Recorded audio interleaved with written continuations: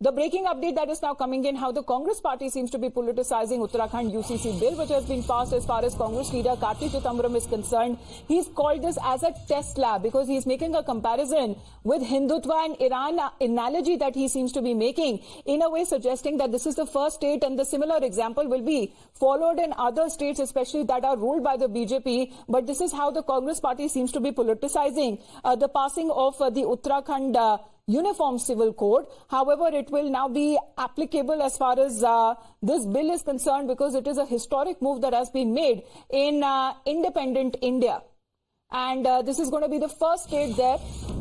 Let's also tell us exactly what Karti Chidambaram has to say, because here is the Congress party which is politicizing the Uttarakhand UCC bill, calling it as a test lab, in a way suggesting that this is just an experiment that seems to be conducted before a pan-India move is made, especially by those states that are ruled by the BJP. Yes, Pati. Well, it's a one-line tweet by Karti Chidambaram, Congress leader, and there'll be a wide range of interpretations of what he means and what the context is. Let me quickly take you through the post. The post says, Uttarakhand is the test lab for Hindutva Iran. Iran, as we know, officially is known as the Islamic Republic of Iran. Is he drawing parallels between how India will be turned into a Hindutva country and that it has just started from Uttarakhand? That is going to be one of the interpretations. Now, response also is coming in, Amita, from Shehzad Poonawala. Let me take you through that as well. Shehzad Poonawala says, and I quote, UCC is a part of constitution and advocated by the courts, Supreme Court and High Court. Were they advocating for Hindutva Iran? When it was implemented in Goa, Congress was in power there. Did it advocate for Hindutva Iran? It seems Congress is so caught up in vote bank politics that from Shah Banu to Shaira Banu to UCC, it always sacrifices women's rights at the altar of vote bank. By the way, his father even coined Hindutva terror and saffron terror, and today he insults Hindutva again. So a response coming in from the Bharatiya Janata Party as well, reminding of how when the UCC came in Goa, the Congress was in power. Thanks very much for that update, Swati. That is how, even when it comes to the opposition and how the BJP has been also talking about as far as the counter that has been made by the Congress leader Karti Chidambaram, the analogy that has now been drawn, or the comparison that has now been drawn with the Hindutva Iran analogy that has been made by Karti Chidambaram, that is Shehzad Poonawala of the BJP replying to that. However, BJP has been very clear when it says that UCC is very much a part of the Indian Constitution.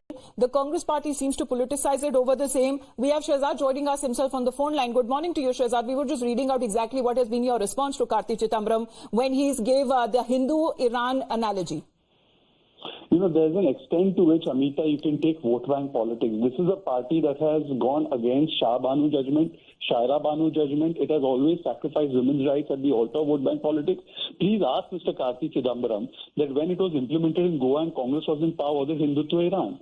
When it was put in the constitution and founding fathers were mostly Congress people, was it Hindutva Iran? When Supreme Court advocates for it, was it Hindutva Iran? In fact, the current Chief Justice's father has advocated for UCC. So was he advocating for Hindutva Iran? High courts have advocated it. And instead of supporting a measure that empowers women, you have Congress playing this kind of base vote bank politics. And Hindutva Iran is coming from the same family which says Hindutva terror, same family that says saffron terror. So are you surprised that Congress is doing this kind of thing just to block women's empowerment? Well, Shehzad, there are also leaders from the Congress who have been alleging that rules have not been followed and the ruling dispensation was very eager to get it passed. Also saying that no one has the draft copy and they want to make an immediate discussion on it. They were not consulted.